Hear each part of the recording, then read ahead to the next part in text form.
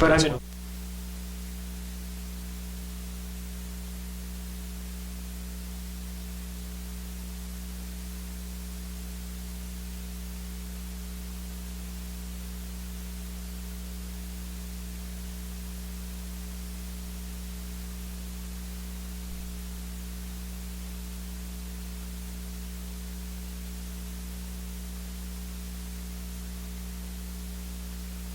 Okay, let's begin. Good afternoon. We've just finished our floor time on day 9 of the legislative session. This is the second week. We addressed a number of bills on the floor today, and committees are working hard. Welcome to those who are watching on the internet. If you have any questions for us, please let us know. We'll try and answer those today. Otherwise, we'll start with the press and have any questions from our media.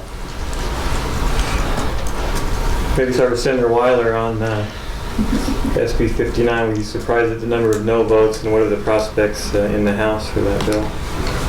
I was a little bit surprised at the number of no votes because on second reading it kind of sailed through, although I said I was going to circle it, and I didn't circle on second reading because the president gave me some instructions. So I know it's a controversial issue. I expect it will pass the House, but we'll probably have to do some more work. I think it's an important issue, and like I said in my summation, I mean, we're a family-friendly state. We've got 61% of the women in the state are working, and a lot of them are pregnant and having children. And 16 other states and the District of Columbia have passed basically the same legislation. And most of the objections, I think, people don't understand that the term reasonably accommodate, we've been dealing with this for 25 years with the ADA. So we know what that means, we know what it doesn't mean, and undue hardship. These are terms that employment lawyers, that most employers are dealing with on a daily basis with Americans with Disabilities Act. So this isn't a new standard. It's just we're extending it to women who are temporarily pregnant or breastfeeding, and just making sure that they have some protections in the workplace. Does it open the door to adding to that list of protected classes in the non-discrimination law? Do you think it opens the door for more of that? I mean, certainly it opens the door for pregnant and breastfeeding women. I don't know that it opens the door for any others. And the biggest obstacle to this bill is most people are shocked that this isn't already covered by our existing state and federal laws.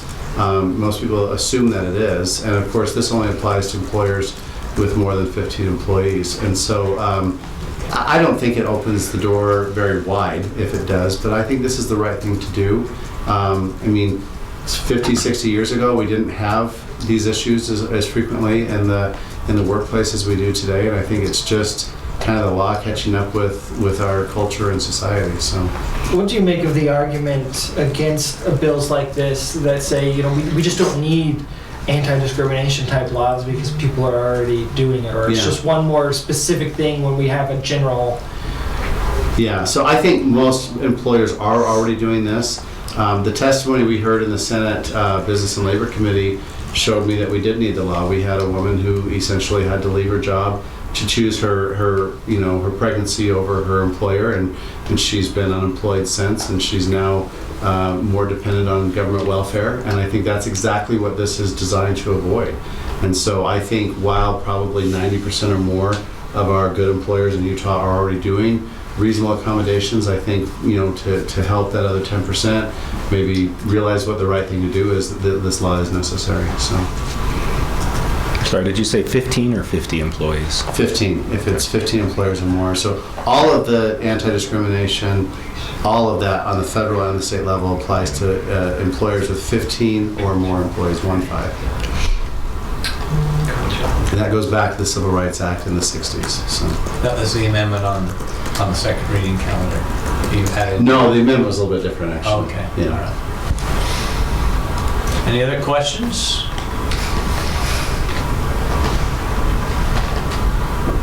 Pretty quiet.